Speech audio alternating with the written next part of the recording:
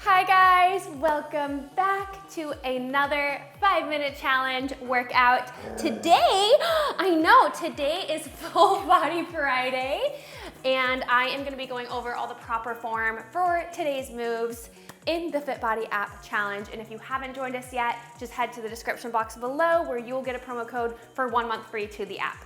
All right, let's get started. So we are going to grab weights for this move. First move is a squat and pivot lunge.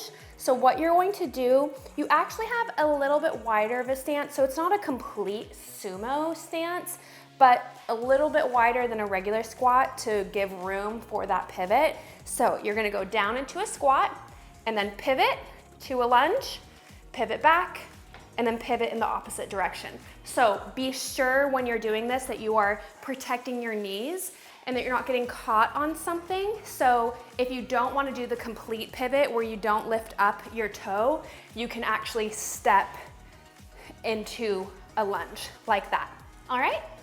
And then of course, as usual, keep your chest up and your core tight, and that is about it. So for the second move, we're going to do a lunge and a lunge jump while playing tug of war with your dog. Okay, so go down into a lunge and up, and then back down and jump, all right? So it's a two-parter. So lunge, up, down again, up, and then land softly back into a lunge position. Be sure throughout this entire move that you don't let that knee cave in.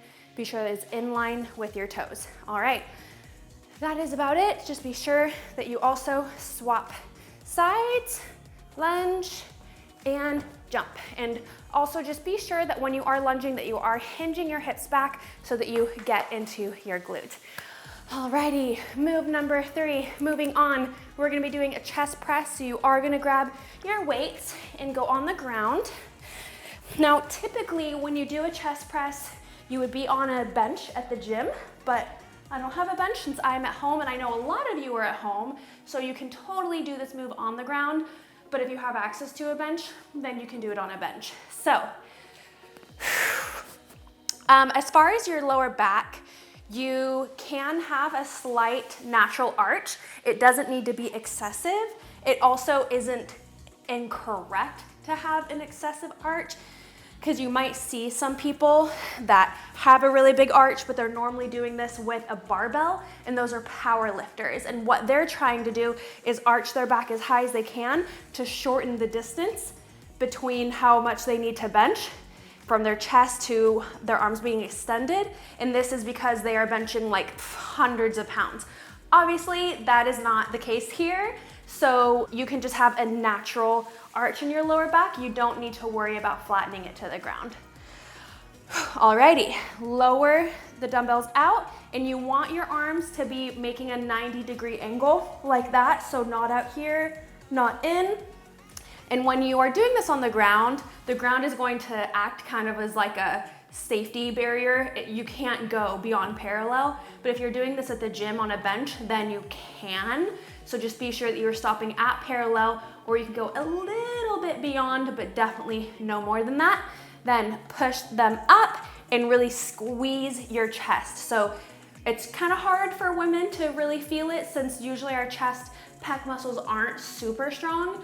So you just really at the top have to really emphasize and exaggerate squeezing your chest muscles. Alrighty, that is move number 3. Now for move number 4, we are going to be doing a negative push-up. So this is going to be taking your push-ups up a notch. So if you need to do this on an incline, that is okay. But let me show you what a negative push-up is. I'm gonna be doing this on my fists because it feels better for my wrists, but typically you would be doing it on your hands. Let me actually start on my hands and show you. So, body in a straight line, have your pelvis slightly tucked, and same thing with the plank. You actually want your upper body, your shoulders to be slightly rounded. It's not necessarily that you want to round, it's just that you want your shoulders to be braced. And the negative component is that you slowly lower yourself. And then come up, and then slowly lower.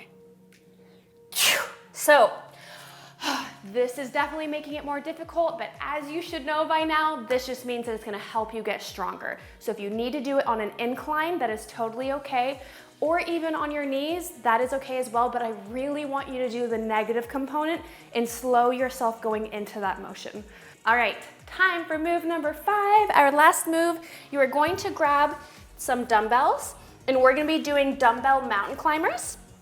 And you don't need dumbbells for a mountain climber move, but a lot of people find that using dumbbells makes it easier on their wrist and just overall to engage their core. So I want you to try it, and then if this ends up being your favorite move, let me know if these helped you. So dumbbells, and be sure that your core is tight, pelvis slightly tucked, and then you're going to drive, oh, I don't want to get rigatoni.